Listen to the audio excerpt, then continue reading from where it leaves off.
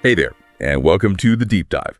Today we're getting into something pretty interesting, I think, in the AI world. It's this challenge of how to make AI agents not just do things, but actually get better on their own, auto-improve. Because we've all seen it, right? AI agents, they seem great at first, but then, well, they can sort of silently break when they're actually out there in production. You might get a chatbot giving weird answers, or maybe a sales tool just misses important details. It costs you. And it's not always obvious bugs. Sometimes it's that hallucination thing, the AI just inventing stuff or drift, where it just kind of wanders off from what it was supposed to do. But the material we looked at introduces this open source engine that claims to not just, spot these problems, but actually fix them. Yeah, that's the really compelling part. This solution, it's called Handit.ai, and it's built specifically for this idea of self-improving AI.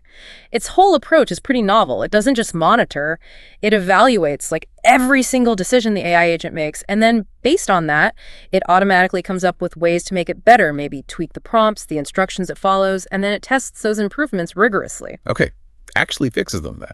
That's a strong claim. Yeah. So how does Handit.ai go from just flagging an issue to, genuinely solving it out in the real world? What's the core idea there? It's actually quite elegant in how it works. Handit.ai is constantly digging through the actual production logs from your AI agents, real data, and it measures every decision against the metrics you care about. Could be accuracy, sure, but also cost, speed, latency, or even, hard business results like conversion rates. Okay, so it sees when something's off based on those KPIs. Yeah, exactly. When it detects that underperformance or the drift we talked about, it automatically proposes a fix.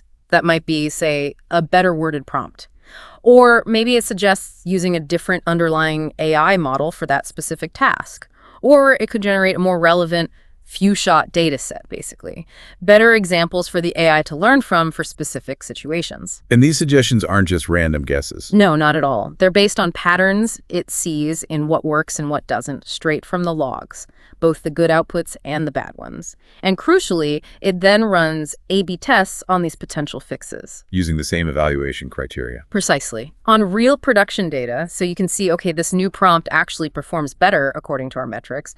And once a fix proves itself, it's ready to go live with just one click.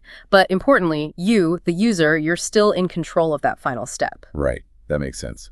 What about for the developers, though? A tool tackling this kind of complexity, how easy is it to actually use? And how much visibility do they get? Good question. Accessibility seems key here. First off, it's open source. Big plus for transparency. And it's designed to be fully traceable. You can literally follow every input, every output, every decision, every time the agent uses an external tool. Complete visibility. And integrating it, does it lock you into a specific way of building AI?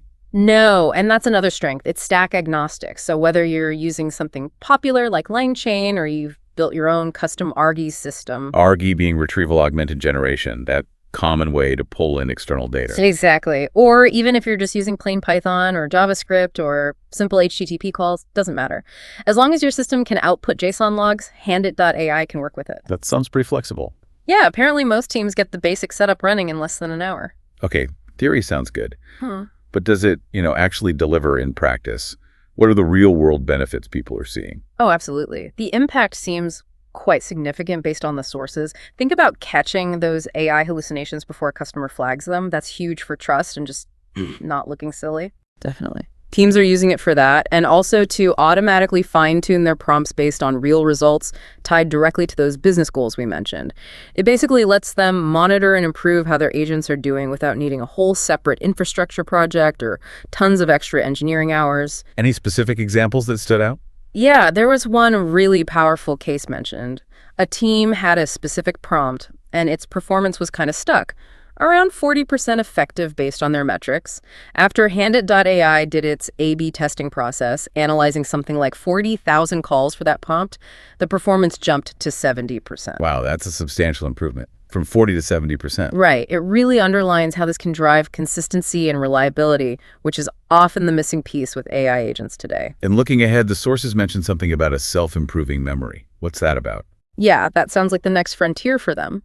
The idea is for the AI agent to not just improve prompts or routing, but to actually remember its mistakes. It would store edge cases, errors, tricky situations it encountered, and use that memory as context so it learns over time and doesn't repeat the same failures, like a true learning loop. Interesting. It really feels like this whole approach is tackling a major need in the market, ensuring AI doesn't just work initially, but stays reliable and consistent. It lets people focus elsewhere, not constantly babysitting their AI. So boiling it down for everyone listening, Yeah. what Handit.ai represents is maybe a step towards a future where AI agents aren't just static tools. They continuously learn, they self-correct, they get more valuable over time. Exactly. And, it does raise a broader question, doesn't it? As these AI systems get more autonomous, more capable of improving themselves, how much control do we really want to keep? It's that ongoing balancing act between automation and oversight, especially when the system itself is learning and changing. That's a great point to ponder. And maybe a final thought for you listening.